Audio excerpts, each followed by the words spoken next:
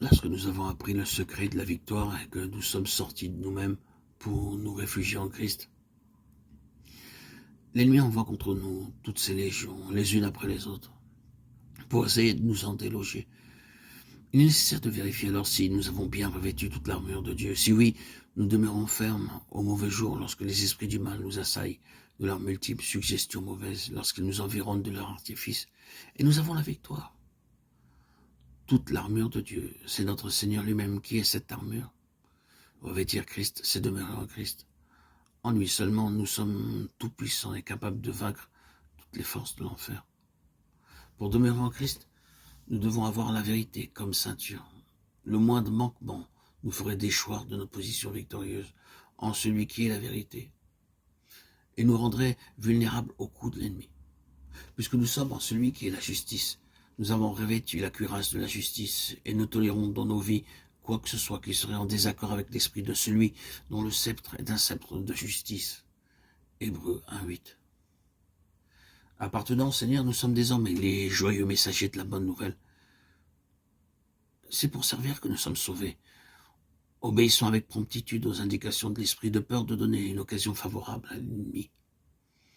S'il attaque, s'il décoche contre nous ses dards acérés, ses traits enflammés, levons le bouclier de la foi et surtout gardons le casque du salut, de peur qu'il ne pénètre en nos pensées, qu'il nous séduise comme il le fit pour Ève et nous détourne de la simplicité de la foi en Christ. 2 Corinthiens 11:3.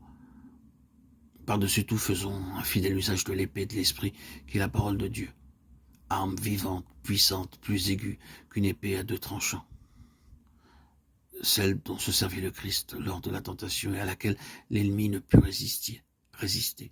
Fortifié par le Saint-Esprit dans l'homme intérieur, le racheté devient alors un véritable soldat de Christ. Toujours plus capable de discerner les principautés, les puissances et les princes des ténèbres de ce siècle, il apprend que le prince de la puissance de l'air dispose de forces invisibles pour attaquer l'enfant de Dieu, qu'il a accès dans la pensée et le cœur des hommes et peut les amener à leur insu à faire sa volonté. Il nous faut donc revêtir l'armure de Dieu. Éphésiens 4:13. C'est ce que nous commande l'apôtre. Christ a vaincu sur la croix ces légions d'esprits du mal. Mais vous qui êtes unis à Christ, vous devez les vaincre à votre tour. Revêtez-vous donc de toute l'armure de Dieu. Revêtez l'armure mise à votre disposition, Éphésiens 4:13. Le Christ n'a pas triomphé au prix de sa vie pour que vous endormiez sur sa victoire. À votre tour, sachez vaincre comme il a vaincu si vous voulez partager son trône.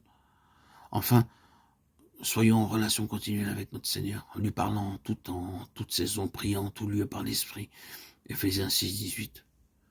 Ainsi, équipés, nous sommes invincibles et plus que vainqueurs par celui qui nous a aimés.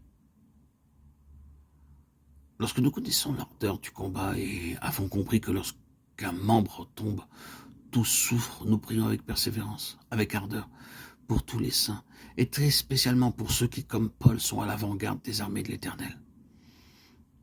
Ainsi préparés, ayant appris à rester fermes dans la bataille du jour du Seigneur, nous sommes envoyés soldats revêtus de l'éclatante armure pour combattre l'ennemi et conquérir sur lui les trophées de la croix.